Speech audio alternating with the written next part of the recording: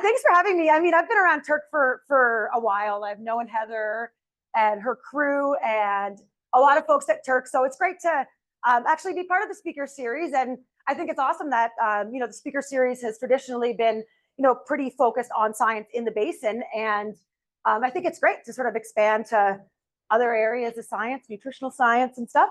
So yeah, thank you so much for having me chat with your audience today. And I'm probably a little bit less traditional than this mic is gonna, if I start letting it go away from my face, let me know. I'm gonna hold it like a rapper and then I'll be good. So I'm probably a little less traditional than like some of the talks that are maybe more purely academic. I have a hard time being it's not an academic presentation. So I encourage you guys, like, if you have questions, comments, you don't agree with me, yeah, like, let me know. I'd rather you guys also be engaged and, chat through this, because there's probably a good thing and slightly a bad thing. I'd say everyone is somewhat of a nutrition expert because we all eat. Sometimes that goes too far, but I do encourage, everyone in the audience too to, share your experiences or your knowledge, or if you think something should be mentioned about a specific topic, yeah, feel free to speak up and yeah, pitch your thoughts out as well.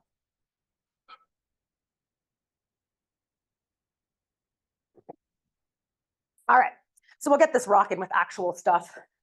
Oh no, I'm not working now. Hook me up with this little clicker. There we go. Okay, so if I had $1 million, if I had $1, $1 million would be even better. But if I had $1 for every time I've been asked, what does Steph Curry eat? I would not be standing here. I would be in a big old house down the lake eating. But so I'm not gonna tell you what Steph Curry eats.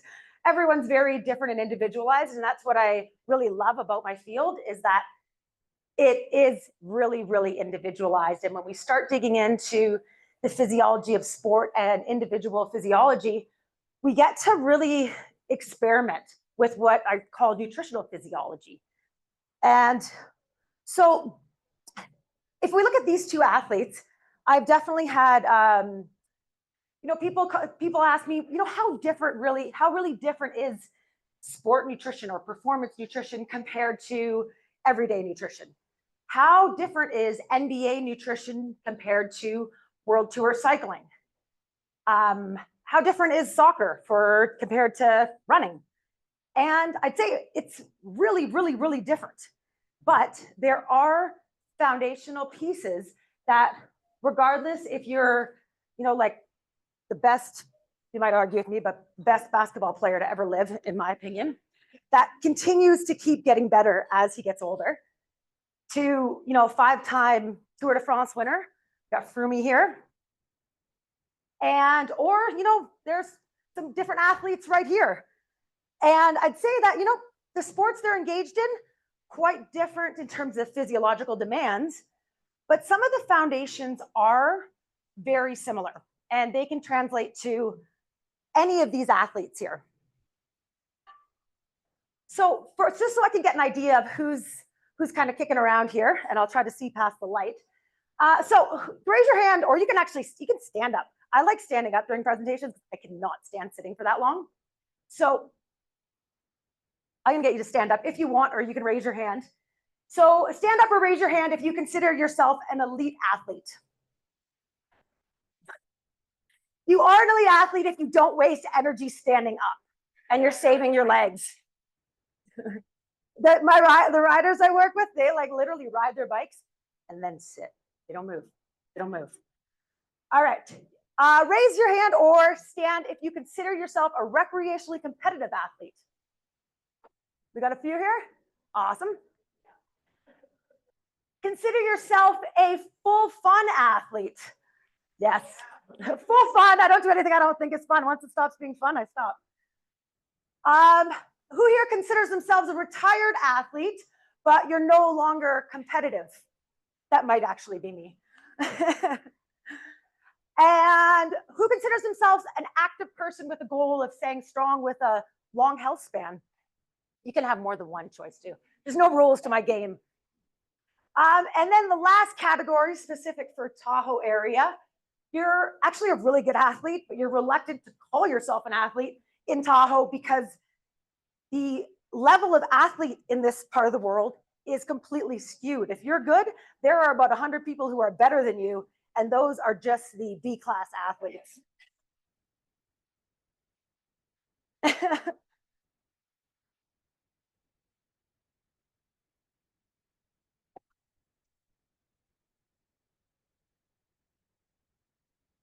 All right, so we have a whole bunch of sort of definitions of an athlete and how we might classify ourselves as an athlete.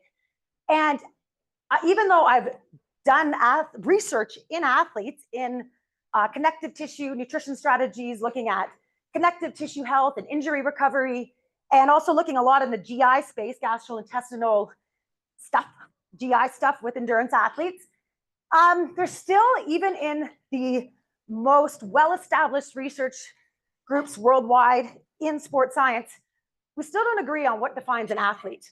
So when you're reading research and you're learning about a new strategy or whatever, the population that might be included in that research design or study can be everything from the men's basketball team at UC Davis to your 5K running club to a professional cycling team. So we don't agree yet on what is considered an athlete, but several groups have definitely tried to define what considers an athlete. And I probably would say I'm kind of on the train of, if you have a body, you're an athlete. And the difference between, and I like this quote from, we can't see just people's heads. Oh, it's okay, don't worry. It's okay, don't worry. But this quote here from, I think he wrote Running and Being, said everyone's an athlete. The only difference is some of us are training and some of us are not. I like that. I like that. Lifelong athlete. So I would say that regardless of how you define athlete or how you identify as an athlete, that there are foundational pieces that we're gonna chat through that really do translate to your life as an athlete or active, healthy individual. And what do you and Steph Curry have in common? Well, I got nothing in common with Steph, but we both do need to fuel for performance and longevity. And the older I get, the more important I realize that. And we're still, all of us are probably bombarded with a lot of misleading nutrition advice, especially with this social media business. I'm in my 40s, so I remember a world without social media. And wow, I kind of liked it. So what I would like to do today is to give you the same but select science-backed strategies that keep some of the pros I work with in their game. But they're the things that I find often are the biggest return on your investment, but are the sort of the biggest top 3 things that get missed. And before we get into like the 3 kind of main things I'm going to chat through with everyone, I want to just sort of talk about, again, regardless of what level athlete you are, what sport you're in, any sport or activity you're engaged, training or not, half training, sometimes training, all of the sports across the board, every sport has some part of that sport that is strength and power, high intensity intermittent, and endurance. So most sports, you're going to be training during different phases, training these adaptations. And there's not cutoffs. There's not cutoffs with like, we're only training this during this time. Almost every sport is going to have a combination of these physiological or physical performance determinants. So what determines how you perform and how fast you are, if you win, consistent performance, etc. So when we're looking, so as a nutritionist or dietitian, when I'm working with an athlete, I really try to understand, okay, what are the performance determinants of their sport? So what do they need to do? What does this athlete need to do to get better at their sport? And how minute and detailed we get, that's sort of where the differences are between recreationally active and your elite top of the Olympic potential athletes. So, and in my role, we'll look at, so I work with physiologists and sport med and different trainers and coaches and specialists and biomechanists, et cetera. And we all work together to figure out, how we can optimize all of these physiological determinants. And for nutrition, what's really cool is that there are nutrition strategies that essentially underpin every single physiological determinant of sport, regardless of the sport. So for example, if somebody throw me a sport. We got soccer. I saw a soccer player here. Got soccer? So soccer, so strength, power, and speed. Would you say that's something that you need for on the pitch? Yep. I'm putting you on the spot. You'll also need repeated sort of high intensity intermittent. You'll also need endurance. So then when we're looking at, when you're training throughout a season, and when we're looking at, what do we need to do with your nutrition? We don't just throw everything at you at once. We really work through what are the priorities and how do we periodize these priorities in your yearly training plan. So I'll explain that better in a second.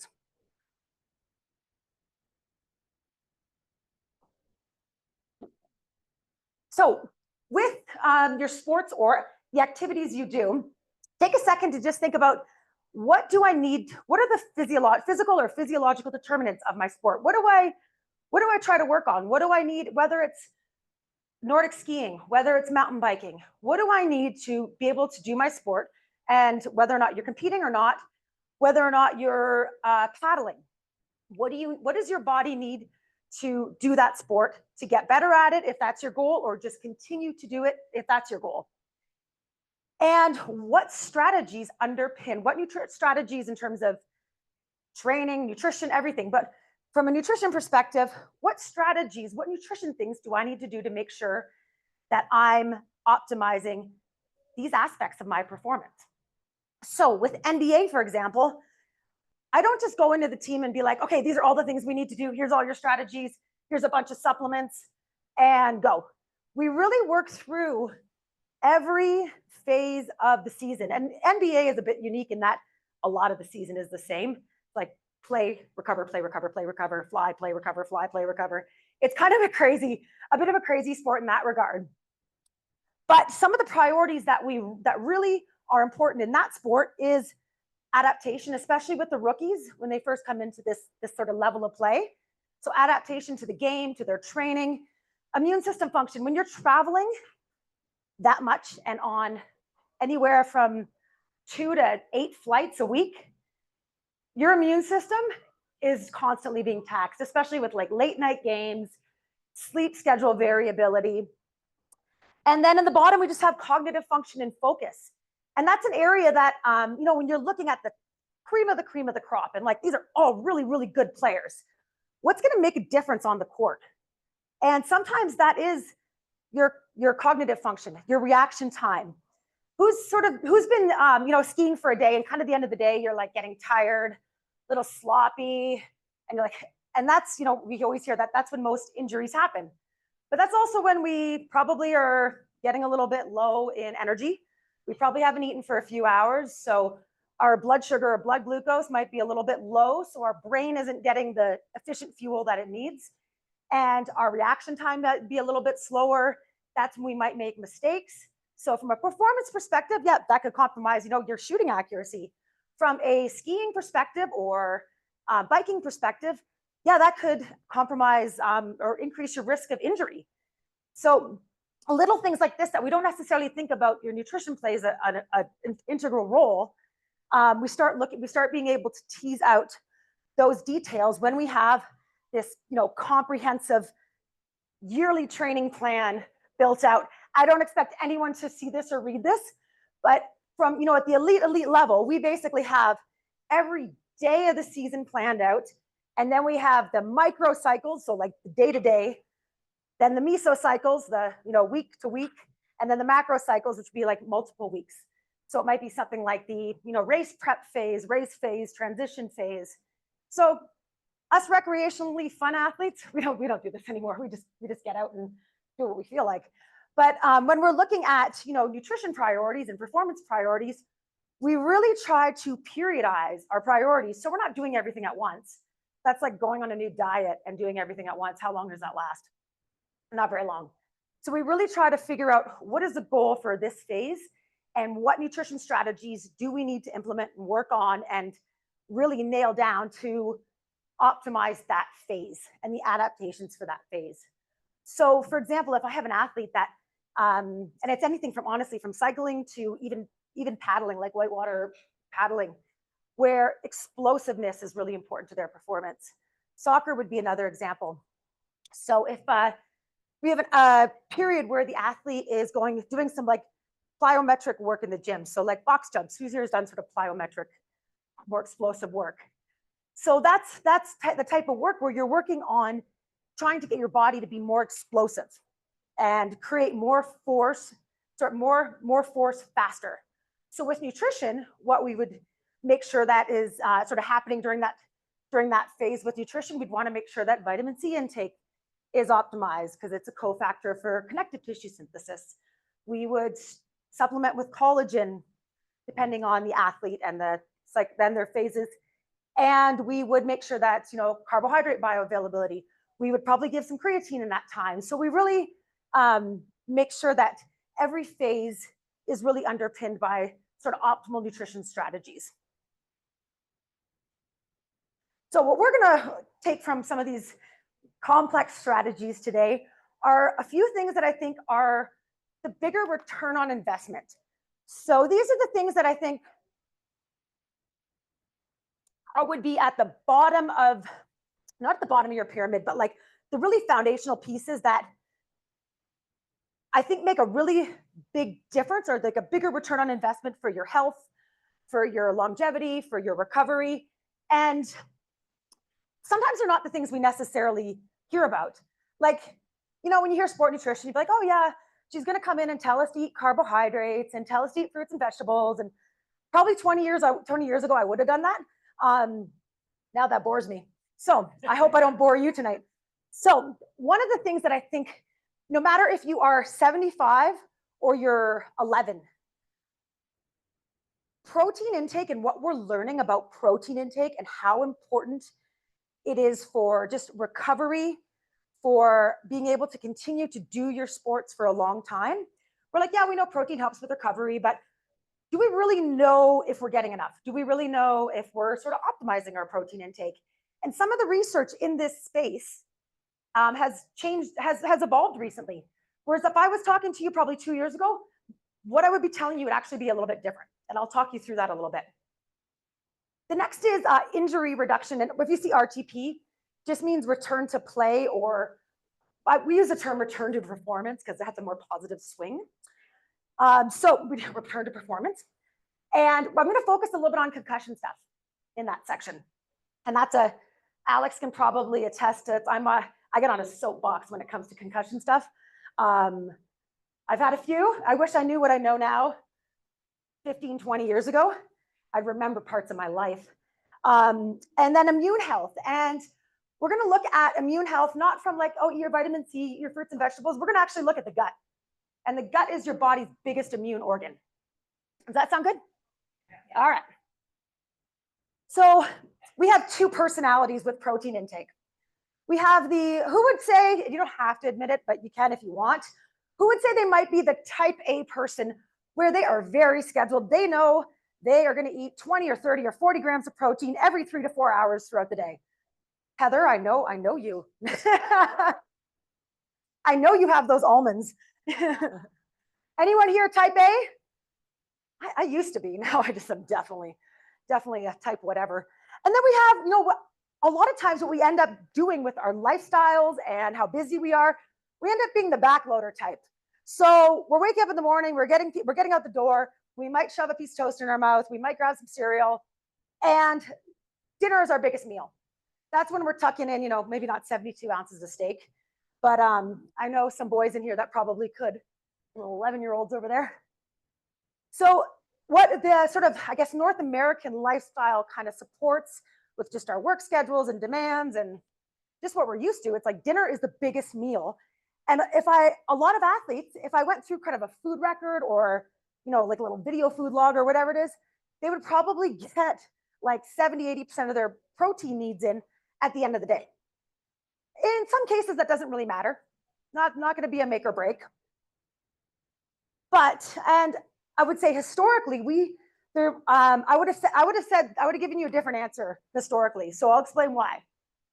So historically, when we looked at protein feeding studies that basically fed high quality protein, so like example is a whey protein, fed bolus feeds, so 40 grams 3 times a day, 20 grams every 3 to 4 hours. So when we eat protein, we are more in an anabolic state. So we're more in a building state. We have building blocks. If you have Lego in your house, think about having a bunch of Lego to play with, and you can build whatever you want. If you're eating protein frequently, you can build your Lego all day long and continue to even build it when you're sleeping. If you're maybe doing some sort of intermittent fasting type thing, and I'm not saying it's bad, there's a place for everything, but and you don't eat any protein for like maybe the first 10 hours of the day, you're going to be in a breaking down state. So you're going to be more in a catabolic state. So does that really, really matter for everybody?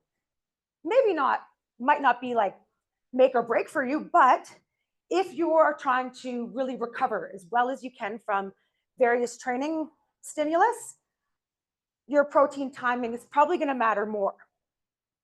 If you're somebody who's, you're just, kind of recreational, you just want to stay healthy, you want to keep your muscles healthy, you want to keep your muscle mass on or keep muscle mass building, or if you're trying to lose body fat, then in those scenarios, we really want to make sure that we're getting our protein intake totals in, but the timing isn't as important. So what sort of changed over time is we used to think that you absolutely, to optimize adaptation to training, to keep your immune system functioning as well as it can, that you needed to eat at least 20 grams of protein every 3 to 4 hours. And that's still sort of true, and I'll still kind of use that as a guideline. Tasty.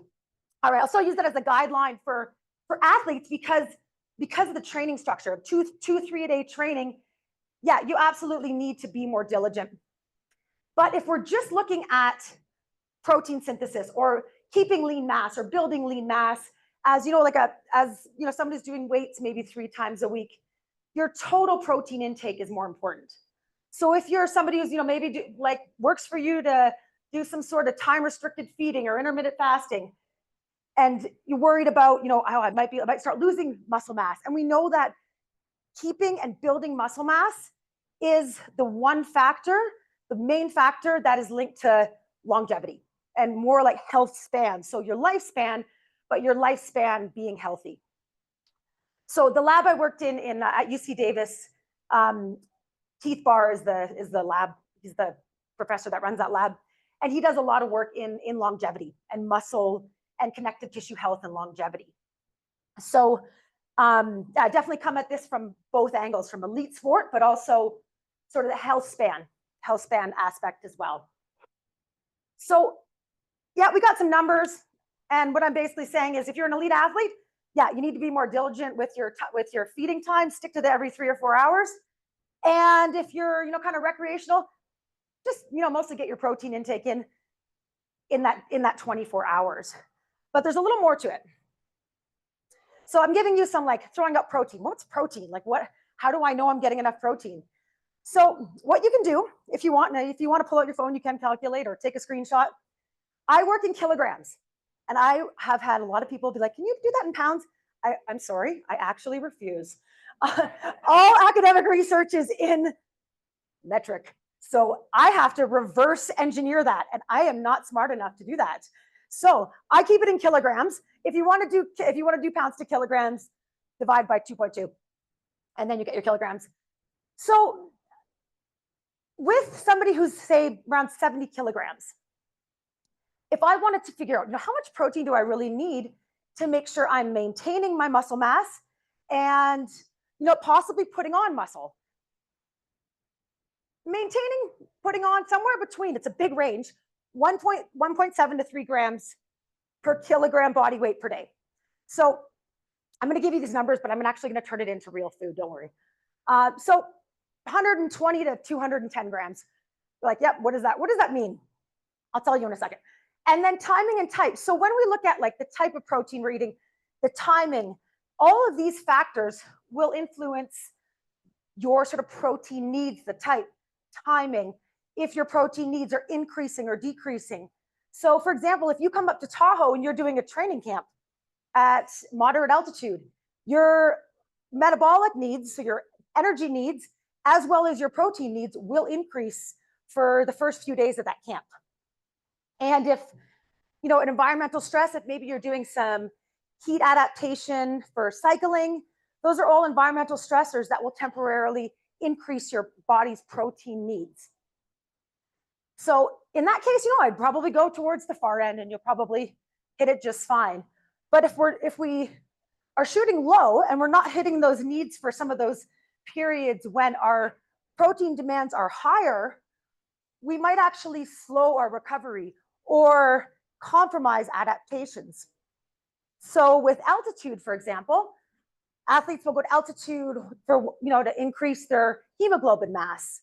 Hemoglobin, it's protein. So if you're in an energy deficit, protein deficit, you might not get as much out of that altitude training block as you would if all of that nutrition stuff was done as well as it could be. And then also age. So thank you, whoever got me water. I still lived in Tahoe for, a lot of years now. Still dry here. All right, so for somebody who is new to like a new training block, or you're new to, who's like started maybe like a new strength and conditioning program this January. Trying that again. So when you're starting a new training program or a new block of training stimulus, your protein needs might go up because you're not used to that stimulus. So it takes more for your body to recover and adapt. And making protein is energetically expensive. So it actually costs protein to make protein. It costs energy to make protein. So your best bet when you're trying to maximize putting on lean mass is to make sure you got extra kicking around. So, also with age, sorry, I want to mention one thing with age. So as we get older, what wonderful things that happen is our molecular signaling. So our body's sort of response to exercise stimulus and food stimulus actually starts decreasing with age. So it's harder for us as we age to maintain and put on muscle. So obviously, doing exercise and strength work is important. You need the exercise stimulus, but protein acts as a stimulus. So that's why, we see sort of, I might go visit my grandma and she's, kind of likes crackers and bread and cookies, and she's really not getting any protein in her diet. And that's a period when she really does need to get a lot more protein.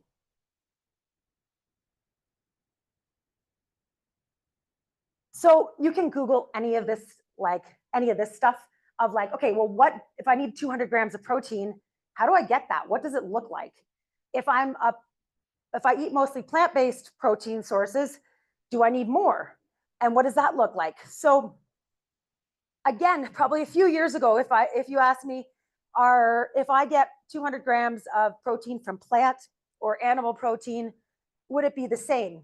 And a few years ago, I probably would have said, well, there's a lot more leucine. So leucine is the one amino acid that's really important for signaling your mTOR pathway. It's a pathway, don't worry about it. But it's like really one of those key amino acids that we know talk to our body and say, hey, you need to make some protein. You need to make some muscle. So we know that, plant-based sources tend to be lower in leucine. But what we've learned through, series of studies looking at, pea proteins, mixes of rice and quinoa proteins, et cetera, is that when you're eating a high amount of protein, like 3 grams per kilogram body weight per day, you're fine. You're getting enough leucine in. So you have a leucine threshold. So this threshold is basically like, you need at least this much to tell your body to make protein. Whether you're getting that from plant or animal, if you're getting in that high amount of protein, it won't really make a difference. I would say there are times when you you have like 2 hours between sessions to recover, or you're doing a multi-day race, when I would absolutely try to get the most bioavailable protein in immediately after, a race day or a training session. But day to day, combination of either, totally do it for you. So a quick rule of thumb, if you're sitting down at a meal and you're like, okay, well, I know she said something about 20 or 30 grams of protein or 40. If you look at your palm, and your palm tends to fit your body for the most part. NBA players, their palms tend to be like even bigger than their abnormally large bodies. So this does not work for them generally. But if you look at your palm and estimate that as like a cooked serving of animal protein, that's a really easy, quick way. We say the width of your baby finger, give or take. I know chicken breast is a lot thicker than my baby finger, but so palm of your hand. You can be like, yeah, okay, that's about a portion that my body needs. So oftentimes, if you're like sitting down to a meal and just give a quick eyeball, you'd be like, yeah, I'm probably getting enough in. If it's like with like beans or chickpeas, you're gonna be going with like a fist or two to get in about 20 grams of protein. So you can Google any of these, figure out what you usually eat. But I am a huge fan of getting as much variety as possible. Alex, I don't want to hear anything about chicken and salad. It's like, what do you want for dinner? Chicken and salad. Chicken and salads. I don't want to cook. I'm probably one of the few dietitians who actually does not particularly enjoy cooking. Alex cooks. Okay, so this is the one of the recent studies I was referring to. So if you're interested in this area, Stu Phillips out of McMaster University in Canada, he's probably one of the top 3 protein metabolism researchers in the world. He's been doing some really good, he's like, very much an academic, but he's been doing some really cool stuff on Instagram of like just translating his science. So that's been one good thing that has come out of social media. And then when I was mentioning just the leucine content, like, when we're hearing these things of like, oh, well, plants, proteins don't have as much leucine. When I look at a graph like this, I'm like, okay, so I have some egg, and then this bean has a tiny bit less leucine.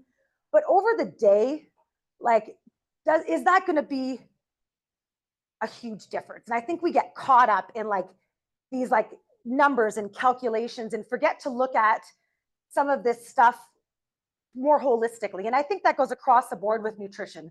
We get really excited about like a new eating strategy or a new supplement, or somebody saying, oh, you shouldn't eat this for this reason, or you have to eat this if you want to recover well. And I think it's important to look at any of these rules or ideas within the context of your whole day or your whole few days. And when I'm working with athletes that, like, which happens often enough, they like have some pretty restrictive eating behaviors, and we're trying to navigate those, is really trying to think about, like you get really beat yourself up over having chocolate cake or dessert. And when you're looking at your nutrition intake and how, if you've hit your macronutrients and your micronutrients and how sort of healthy your diet or your nutrition has been, really not beating yourself up over like one dessert or one burger or pizza or whatever it was, is really looking at your overall nutrition over a few days. And that's what really kind of feeds into your training and adaptation health aspects of your nutrition.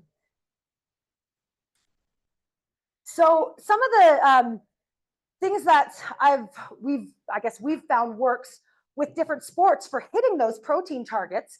They seem pretty easy, but sometimes they can be kind of hard if you're on a bike for 6 hours and you're sleeping for 12. So on the bike, and this is something that if you think about, if you're any like endurance athletes here who spend a lot of time shooshing uphill on their skis or a lot of times on bikes, nobody. No, come on, I know you. I've seen you in your spandex. I can't unsee it. No, I'm just kidding.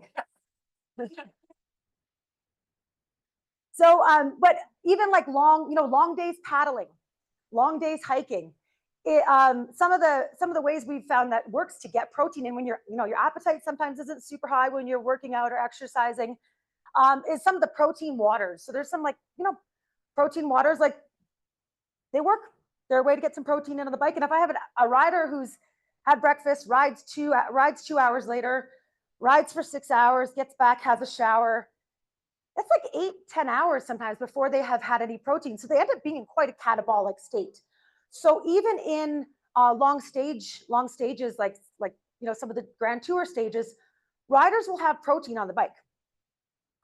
One of the things, and if there's one thing you take away from today, is pre-sleep protein. If one of your priorities is maintaining lean mass or gaining lean or muscle mass, if you have dinner early, if you're like a 5 p.m. dinner eater or 6 p.m. dinner eater and you go to bed at like 9 or 10, have some protein before bed. If you eat dinner late and you go to bed, same. But if you have a big gap of time, there's in the Netherlands, there's another research group out of Maastricht University. They did some really cool, kind of crazy work, but so Luke is the lead researcher out of that group. He actually has his own cow. Well, it's dead now, but basically radio labeled his cow. He lives in a castle too. He's a wacky guy. So, but he radio labeled this cow with phenylalanine. So, and fed the cow and processed the cow's milk, etc., and used his radio labeled cow for his studies, which is the closest you're going to get to real food and measuring the effects of real food. So he used some cuts from the cow, etc., some milk, etc., some collagen from the cow. But from his work, he did a lot of work in older populations, both like more bedridden, like they're like older, over 60. Not that you're older if you're over 60. 60 is the new 20 in my world.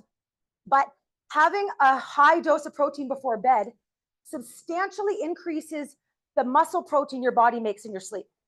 So if you're looking to really recover from exercise, good idea to have some protein before bed, especially if you're an early dinner eater. And if you are, really prioritizing maintaining lean mass, having protein before bed. And it doesn't have to be like a massive meal. It can just be like a little bit of Greek yogurt. It can be like liquid. It can be milk or like protein shake. It doesn't have to be like a big meal or anything, but something easy to digest, and it will help you make protein while you sleep. That's almost like a magic pill in a way. I should start selling that pre-sleep protein. Actually, no, it's been made already. But yeah, so the protein piece, there's one thing you take away is, top off with some protein before bed. You'll hear things about like, oh, it should be casein protein, not whey. It doesn't really matter. The research was done with casein because a casein company gave them free powder. And actually, I asked them. So 6 or 1, whatever you can get down. And then there's nothing wrong, honestly, with like supplementing. We are busy people. We are not going to have these like perfectly cooked meals every day and portioned perfectly. There's nothing wrong with like grabbing some bars and stuff. There's a ton of products on the market. Definitely like read through the labels and ingredients. There's a ton of really protein bars that are like chocolate bars with some protein.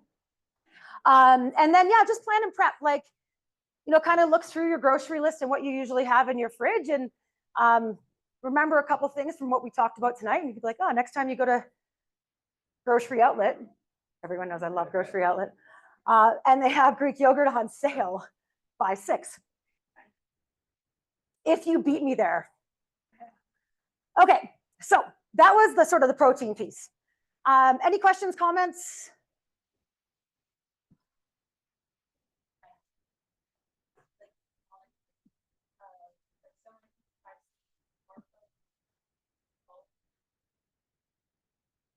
I would say yes and no. Mm-hmm. Oh, the question is, for somebody who has high protein needs, like an athlete, where you really do need to maximize your recovery as fast as possible, I would say you probably, in scenarios where you really, really want to maximize your recovery, I would go for a more bioavailable protein. So an animal protein or like a protein powder that you know is going to get digested fairly quickly, get into circulation fairly quickly, and amino acids get around to the places they need to be. And rest days, like that might be when you have more like of your like slower to digest some of your plant-based proteins. Yeah, that's a good question. Okay, the concussion piece. I need my little soapbox for this one. So who here knows somebody who has had some form of concussion? That's almost like everybody in here. And has anyone been told to do any of these things before you had a concussion? Or do any of these things look familiar? So when I was getting some physio work done a few years ago, and one of the athletes I had worked with just briefly walked into the PT clinic with a Red Bull. And then the PT was like, oh yeah, he's been working through a concussion. And I'm like, walking in with a Red Bull. And I like, it kind of dawned on me, like, we really, like, parents, athletes aren't getting the information about brain health in a like really easy to implement way. There's lots of complex brain stuff online, but how do we break it down into like, what can we do as everyday athletes or parents of athletes that is realistic to implement?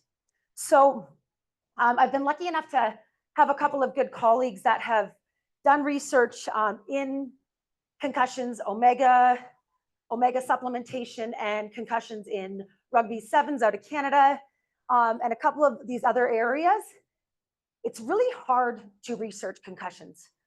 We can't get ethics approval to concuss humans. So a lot of the information we have to rely on is mechanistic. So we understand this process happens when your head gets hit, or it's done on rodents. So we have to, you know, kind of pull from rodent data. But in any of these scenarios, what we're looking at, even if it really didn't work in humans or help that much, it still is really low risk, low to no risk. So I have some extra magnesium. That's probably a good thing anyways. So with any of these nutrition sort of priorities, these are the things that I would pull out as priorities of prophylactic strategies. So the first thing would be get your vitamin D checked. So levels, I have to remember what different, I worked across like 4 different continents. So this should say nanograms per millimole, I think. But this 40, that should, you'll either see cutoff of 40 or 70, and those are just different units. But when you go to the doctors and you get your biomarkers checked, some of the normative ranges are normative ranges for general, average, middle-aged white guys. We don't really have a lot of data on female athletes, on athletes of specific ages, on adolescents. So from some of this, we've been able to, at least with vitamin D, understand the unique levels we should look at for athletes. So with vitamin D, probably higher than what you might get printed out from your GP. So looking for your 25 OHD, it's just a metabolite that usually gets measured, to be over 40. So we know vitamin D, we know your brain really uses vitamin D for a number of things, but also with regards to immune system function. We know that vitamin D plays an important role, as well as muscle, sort of like how well your muscles work. And that's where some of the athlete specific levels have come from, is measuring specific aspects of muscle force and finding that when vitamin D is low, some of your muscle contraction and the force you're able to generate is compromised. So although, bone health might not be compromised, which is what sort of looked at clinically, there are performance aspects. And magnesium. So when we look at magnesium, when you get magnesium done from the doctor's office, you'll just get magnesium, serum magnesium. That's just magnesium floating around in your blood. It's pretty well regulated. You're not going to pick up any sort of magnesium deficiency from serum magnesium. So what we use now in sport is we use red blood cell magnesium. So that's going to be a lab you have to request. And but if you're magnesium, I think probably in the next 5 years, we'll probably hear a lot more about it. Uh-oh. Test. Think I'm out. I'm out. I'm out. That's okay. I can now talk my normal voice. Okay. I'll see. No, we're not working. Okay. If anyone, no, I don't think it's working. Okay. If anyone can't hear me, just throw something at me and I can talk louder, I promise. So magnesium, if you're concerned with your magnesium levels, and I think in the next 5 years, we will hear a lot more about magnesium, is get red blood cell magnesium check. So ask your doctor to write a little script for you to get red blood cell magnesium. Creatine. Does anyone kind of like go, oh, if I say creatine? Is anyone like, isn't that for like bodybuilders? It's not just for bodybuilders. So historically, we used to like think creatine, that's just for like bro science bodybuilders. Creatine is like probably the most well-researched supplement aside from caffeine. But creatine is actually does a ton more in our body. It doesn't actually make muscle. It's actually an energy substrate. So when you're doing explosive work, like fast sprint, you're relying on your creatine phosphate system.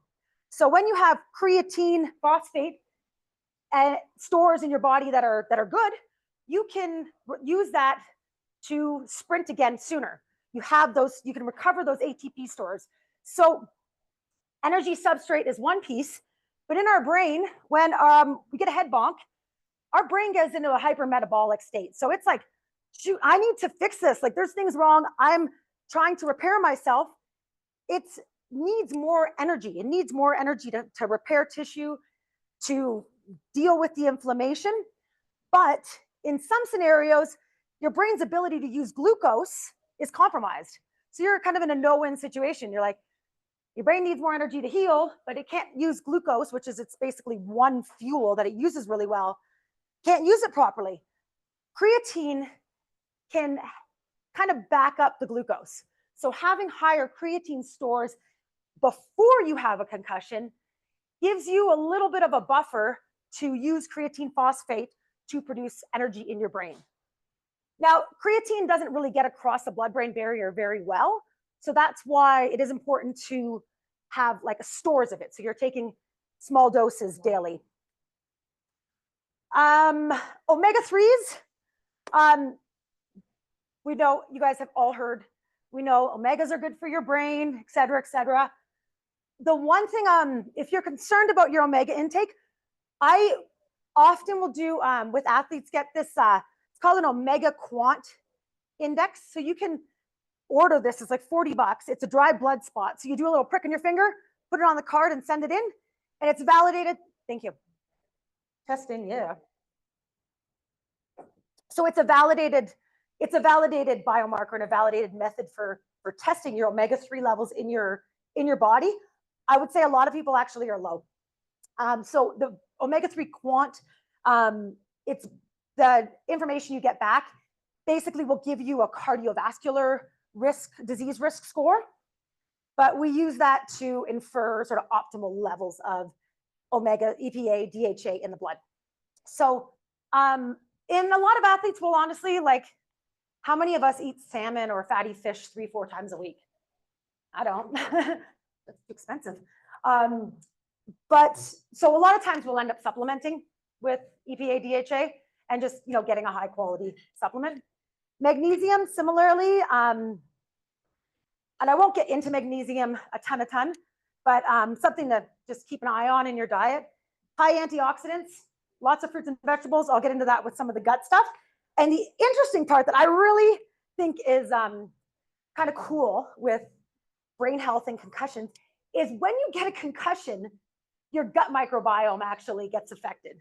So the strains of little gut microbes and their population and their ratios to each other can actually change. So that's when we you hear, oh, you have a gut feeling or your gut brain axis.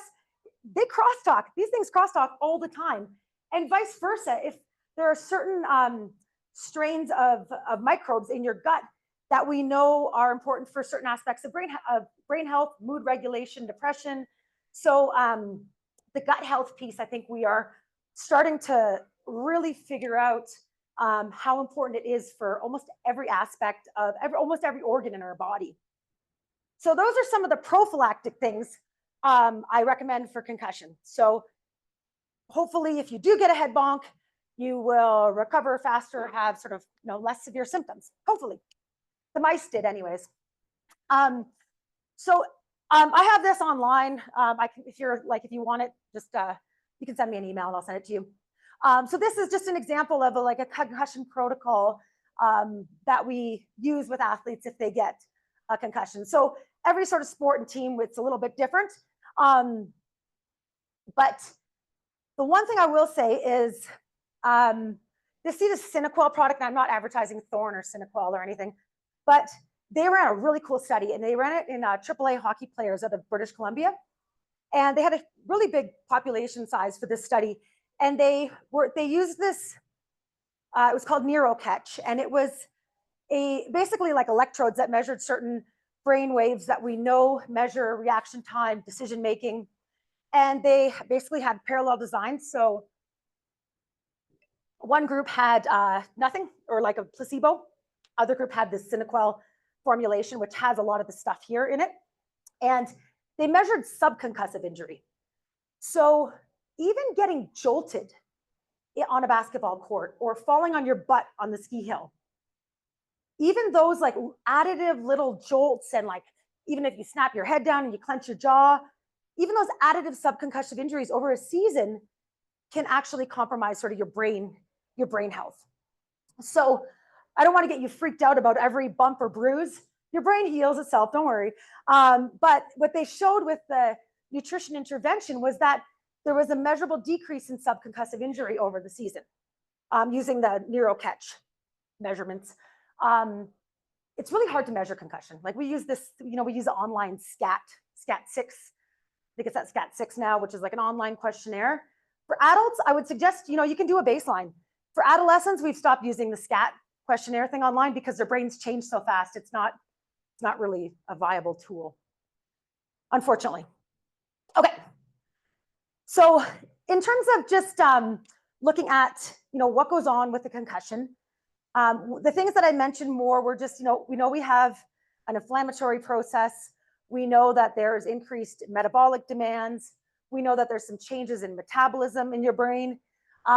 So just, although I had like a list of like specific nutrients or supplements, your overall sort of dietary intake will play a huge role in sort of brain health prophylactically, and knock on wood, if you get a concussion.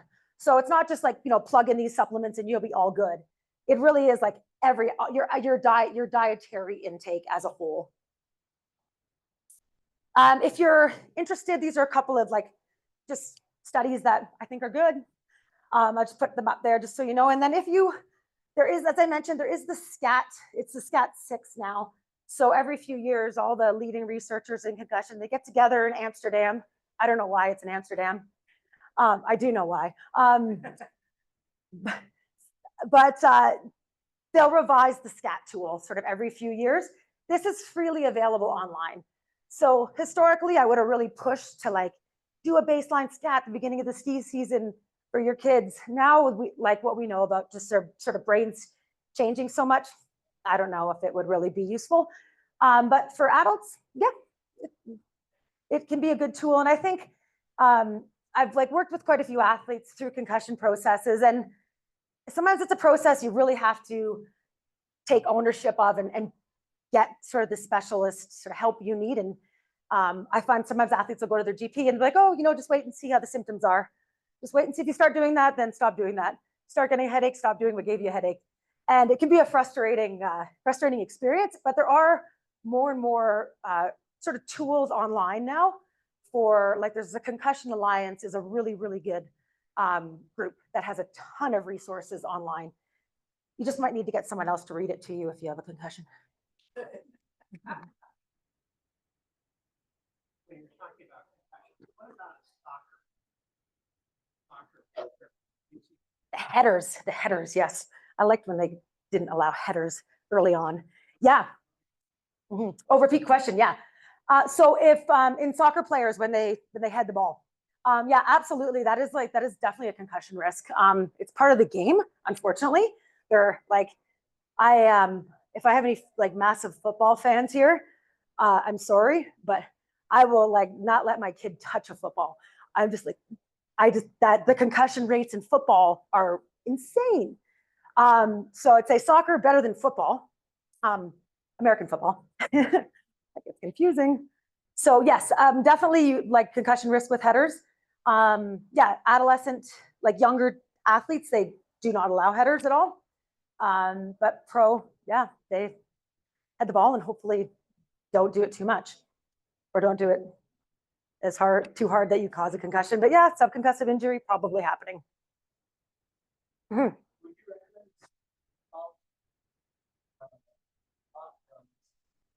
Oh, we're gonna go down that route.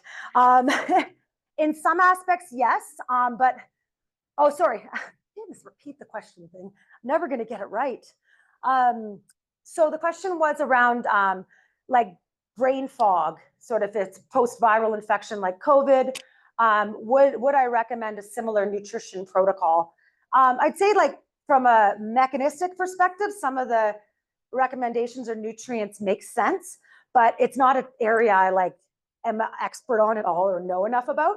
I would say like in the COVID and long COVID space, there's a lot of case study information in some of the like long COVID things like brain fog or chronic fatigue.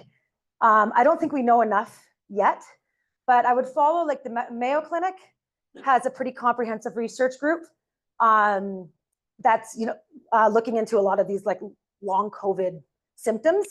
But I'd say there's probably nothing wrong with doing some of those things. Okay, so last part, and I'm going to fly through this because I'm probably going over. So when I mentioned I was going to touch on immune health, and that is like one of our priorities, especially during specific phases of any season, whether it's basketball, soccer, cycling. If you get sick and you can't train or you can't race, or you're sick for a few weeks and you lose muscle mass, it does set you back.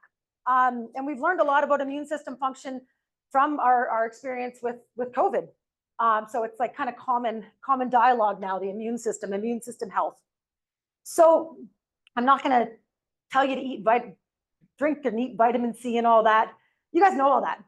The one thing that I think is really cool is how integral our gut is to our immune system health. So our gut is our body's largest immune organ. So you have like your nose and your mouth that are like your physical barriers to microbes and pathogens, but your gut is the next, sort of like the biggest barrier. And so if we look at, this is like the inside of your intestines. So if you think about your intestines, your small intestines sort of being a tube, this is going to be the inside of the tube here. So we have like, all these things, your microbiome and some gluten in there and some other stuff, your food, etc. But within this, so you have these cells that are like the cells of that tube, and they keep things that are supposed to be inside the tube and out of your body from passing through and getting into circulation. But when something like some of these pathogens get through that barrier, immediately in your lamina propria, right on the other side of that barrier is where a lot of your immune cells and sort of your immune activation happens. So best case scenario, you just have a localized like immune reaction. But if this happens enough, this ends up being a systemic immune response that can basically spread throughout your whole body.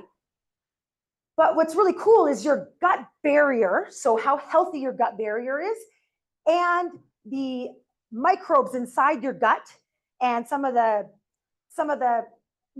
metabolites they produce really play a key role in regulating your immune responses. So the first thing is like, yeah, having a healthy gut barrier, like not having a lot of breaks in those cells, having basically it's like kind of a moist gut barrier where some of the microbes really like thrive. And then having a lot of these metabolites like short chain fatty acids that directly talk to some of your immune cells and downregulate or upregulate some of your immune responses. So we know that your gut is your body's biggest immune organ.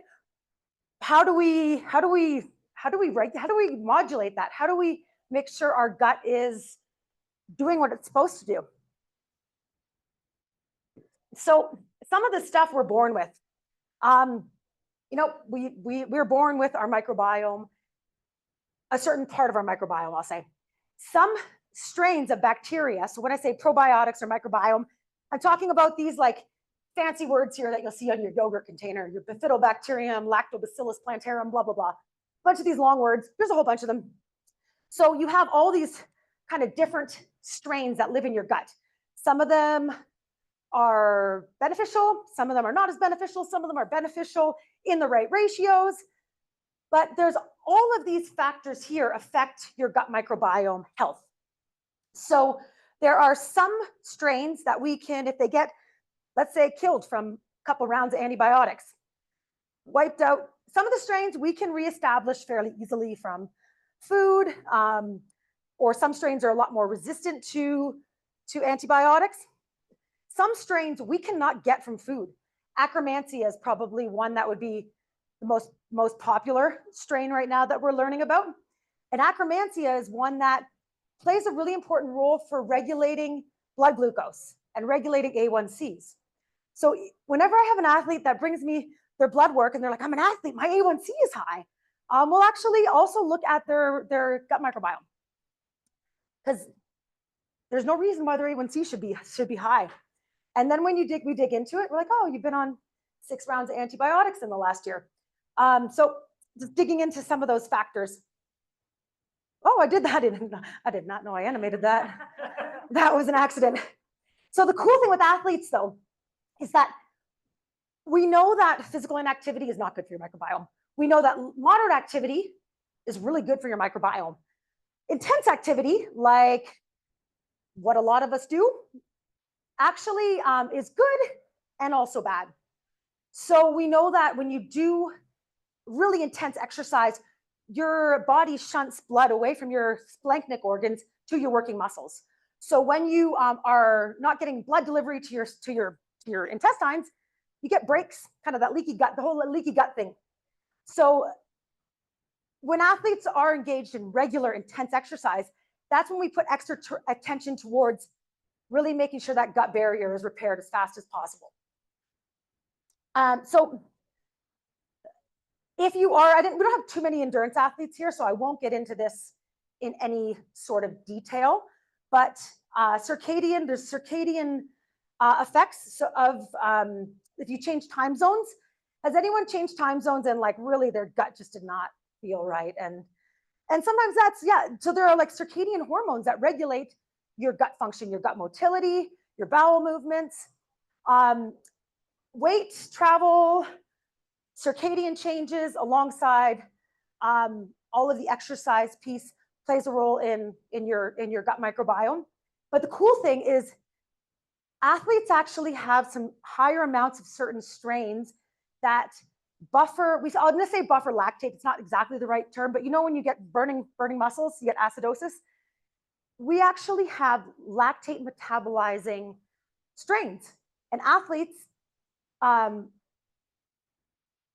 using it very generally, but most of the research was done in soccer and rugby players, but measured increases in these lactate metabolizing microbes.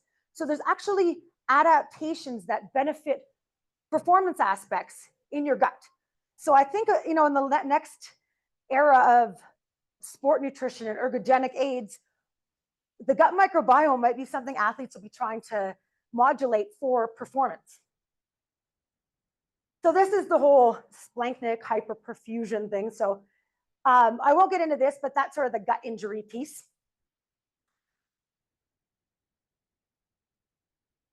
This is just a bonus. So if you really like gut stuff, I really like gut stuff. I could talk about it forever. if you're a gut geek like me, read this quickly, you get a little bonus of how else the gut can help your performance.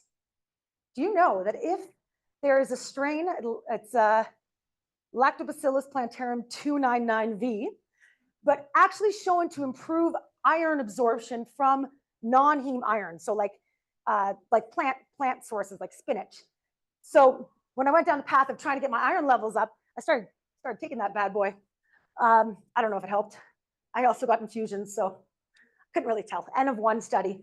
So I'll give you one more second if you're a gut geek. All right. So take homes for sort of gut health and your gut being your biggest immune organ. Feed the microbes. So prebiotic fibers, and I'm not going to get into like what those are, but like if you look at your fruits and vegetables, that's mostly a lot of your prebiotic fibers. You actually need those prebiotics to feed your microbes. If you're a creature of habit and you only kind of eat maybe 5 or 6 different types of vegetables and fruit a week, I challenge you to eat over 30. So basically, the more variety you have in your diet, the higher quality of like sort of prebiotic fibers you're likely to intake, and then feed those awesome microbes in your gut. One other thing you can try to do is have one fermented food in every meal. So fermented food would be, oh yeah, we can answer fermented food. Put you on the spot. Yeah, that's a question. Mm-hmm. Mm-hmm.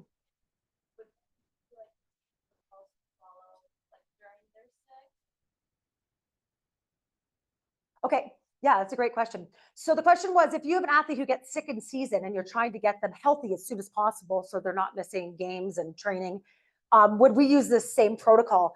This would be part of the protocol, really sort of optimizing gut health, but I would also add in sort of a high dose vitamin C, probably zinc, depending on what the illness is. And I'm happy if you want to send me an email, I can send you sort of some of the different kind of protocols that we use.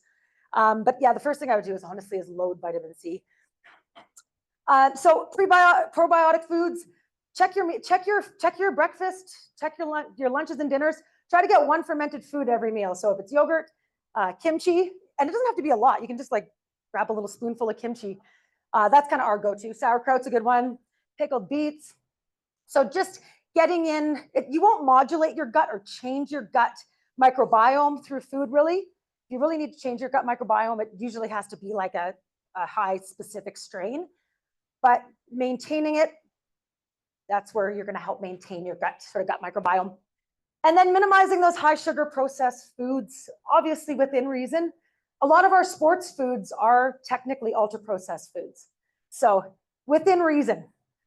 And then protect and recover. So omegas, polyphenols, collagen, vitamin C, glutamine. So sometimes we'll supplement with glutamine to help with gut barrier health, basically, and gut barrier repair. Hydrate and stay cool. So if you're dehydrated, your gut barrier function goes downhill really fast. If you're overheating as an athlete, cold water, like as cold as you can get it, or like slushies. That's a way to sort of internally cool. And yeah, hit up with the Sevi. And then strain specific. So just my last piece down here was just modulate. So if you have some sort of symptom, if it's, as I mentioned, high A1Cs or even like some mood dysregulation, and there's something you're trying to identify the cause of or a partial cause of, that's when I would look at sort of strain specific supplementation. So if you're using probiotics or buying probiotics, I'm happy to chat offline with you about it. I think we think that, when we take probiotics, it goes into this nice tranquil jungle here and everyone's getting along. Really, it's going into this kind of jungle where there's like everyone's ripping their faces, everyone's trying to rip each other's heads off, basically. So a lot of times we take all these fancy probiotics and supplements, but we don't actually know if they get through your stomach. So just something to think about. as we're investing in all these fancy supplements and all these sort of fancy, all these fancy nutrients and stuff. So I'm going to skip this, but this is just an example of like this NAD company. If you're looking at products, just be a scientific skeptic. Check if they have a science link. Click on that, see what the science actually says. Sometimes those science links are like white papers or editorials. And just, if you're somebody who really kind of likes being a skeptic and learning about how to navigate some of the nutritional pseudoscience world, Nick Tiller he's in California. He wrote this fantastic book, and it's The Skeptic's Guide to Sports Science. He also has like a cool website. So if this is something that you're kind of like excited about that stuff, that's a really good resource. But the questions I would just sort of ask, if you're going down any route with any special diet, supplement, strategy, or you're sitting down at a dinner table and someone's like, oh, you definitely have to be paleo if you're a runner, who's making the claim? Are they an expert, a company, an influencer? These influencers, man, they got me beat. I am never going to win. What's the source? Is it peer reviewed? Is it an editorial? Is it someone's opinion piece? Is there a scientific consensus? So is it like something that's been well studied, or is it just a couple of papers and the claims are really kind of cherry picked? Was it tested on a specific population? An example of this is a lot of the nootropics. So these like brain smartening nutrients. A lot of the research that companies are using is actually from like Alzheimer's and dementia. So that's a population that really maybe yet doesn't really apply to me. It probably will, but am I going to have the same benefit as somebody who's in like the latest stages of dementia with some specific metabolite? Probably not at this point. So just making sure you're looking at, the population. And then how strong is the study design? Another great resource is My Sports Science. So Asker, you can drop to a very well-known researcher in this area. He's got a ton of awesome translational resources, all very evidence-based. And that's the end.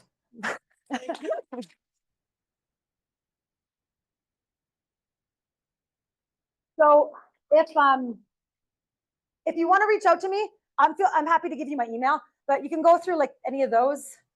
The website's there, Instagram. I may not answer you, probably not. My business partner will answer. She's that type. And then complaints can go to this email here.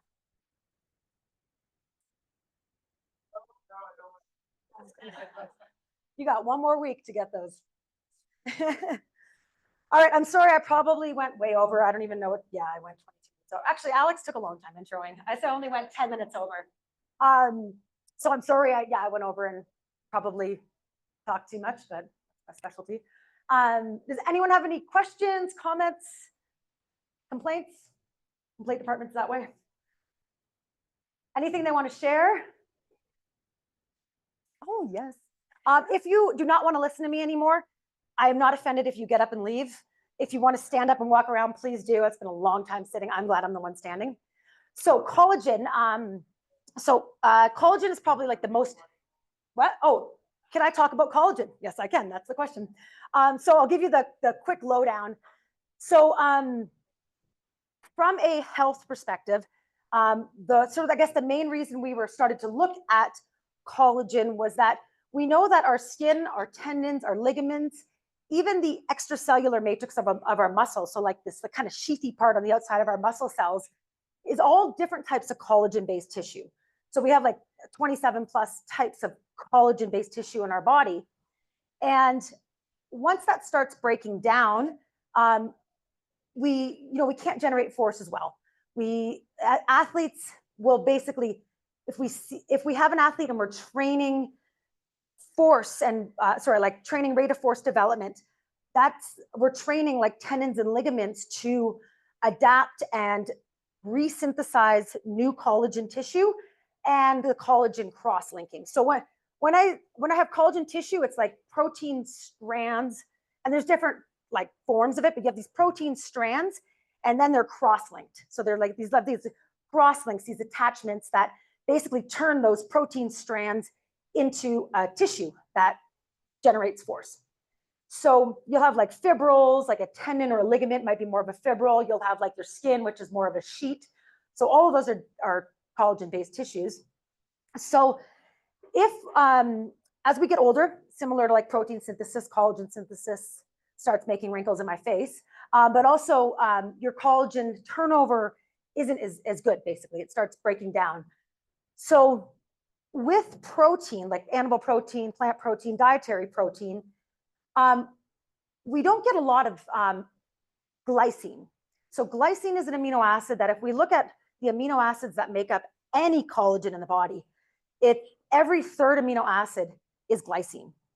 So in scenarios where you might have a surgery or injury, or possibly, you need to stimulate more collagen synthesis, glycine is suggested to become conditionally essential. So really more important, and we need more. So you'll hear sort of two camps of opinion. One being that, oh, your body can, make glycine from other proteins. And the other camp that's like, well, if we give our body more of this building block, can we improve our collagen synthesis? So with collagen, if we're giving these specific like high glycine amino acids, basically giving our body the exact amino acids that it needs to make collagen-based tissue, can we improve synthesis? So I'd say research is kind of 50-50.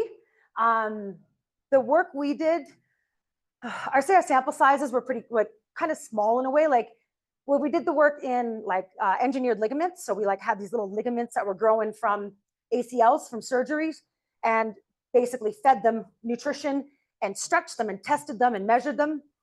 The collagen supplementation worked really well in that controlled environment. When you scale up from that to rodent to human, and you're taking blood samples to indirectly measure collagen synthesis, it's hard to measure. So I'd say some research shows, yes, there's improved connective tissue synthesis with collagen supplementation and exercise. And some research, I would say, shows no change. Overall, I generally recommend it with athletes and recreationally competitive athletes and older individuals. Like, I kind of look at the risk versus benefit. And I'm like, well, it's not that expensive. It's kind of easy to add in. So if you add 10 or 20 grams in, with your breakfast, risk versus benefit, I'm more in the camp of, yeah, I'd probably recommend it in a lot of scenarios. I definitely recommend it in injury recovery, and like with, like a connective tissue injury, muscle strain, ACL. And we will use it, we'll definitely dose it higher in a return to performance or post-surgery. So we'll usually dose like 20 grams before, about an hour before rehab, midday, and then before bed, depending on the weight of an athlete. So, but 20 grams is a good sort of average estimate.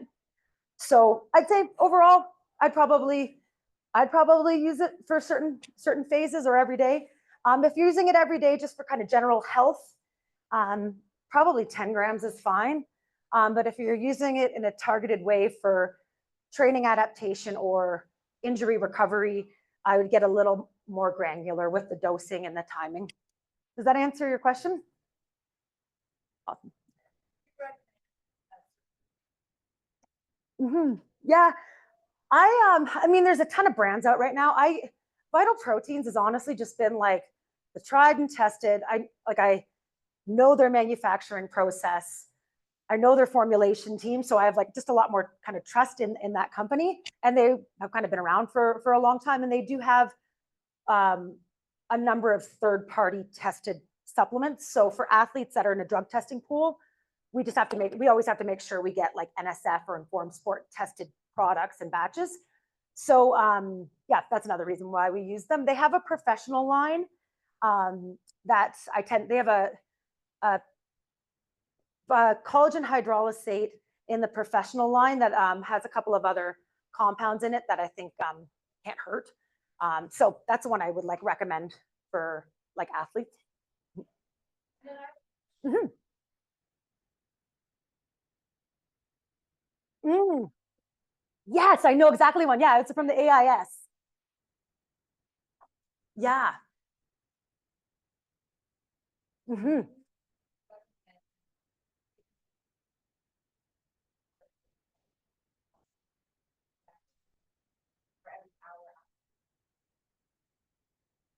Yeah. So the question, that's a great question. So the question was about a specific study that was done in professional, it was an Orca Green Edge, which is a professional female cycling team out of Australia. So what the research group did was they fed the riders a high calcium breakfast prior to riding, with the theory that, well, we know that you lose sodium in your sweat, and we know we replace sodium to a certain extent. But what about these other electrolytes? If you're riding for that long and you're not getting in enough calcium, could you be compromising, bone health? And we know that there's a whole piece with bone mineral density in cycling. So they measured bone health. So like basically bone turnover and bone health in cyclists, in these female cyclists, with and without a high calcium breakfast. And they found that over time, measures of bone health, so bone mineral density, and it's bone reabsorption is what they measured acutely, was improved when the riders ate a high calcium breakfast. So I think they used like milk, yeah, mostly just milk and like cereal or oats, as like a really practical strategy, like a really sort of ecologically valid strategy that athletes would typically do. That would make sense. So I would say, yeah, absolutely. Especially for sort of endurance exercise where you might be going in an energy deficit fairly regularly. And we know that when you're in energy deficit, your bone reabsorption increases. So over time, in sports like cycling that historically are not loading, like riders never used to do weights or do any sort of loading, and male and female riders and road riders notoriously had really, really crappy bone mineral density and would crash and break bones, where usually they wouldn't if their bone mineral density was okay. So for I would say aging active athletes, definitely, yeah, one, calcium intake, just making sure your calcium intake is on point, and then either before exercise or just daily, making sure you have a high calcium meal or supplement. You can get like Caltrate, those like calcium gummies. Yeah. Yeah, you're talking about like this sort. I wouldn't worry too much about it in that scenario. I think that's quite specific to the nature of cycling and the duration of time on the bike and the amount of like sweat loss over time. I would say like for general population, yeah, just make sure you get enough calcium in, extra calcium. And if bone mineral density is a concern, get a little more granular with it, where you might really focus on having a calcium supplement before you exercise for a duration of time. Yeah, that's a great question.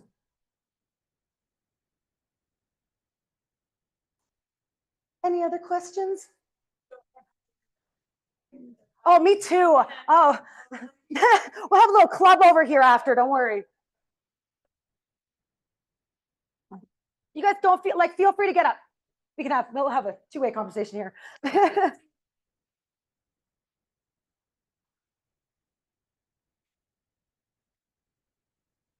Oh yeah.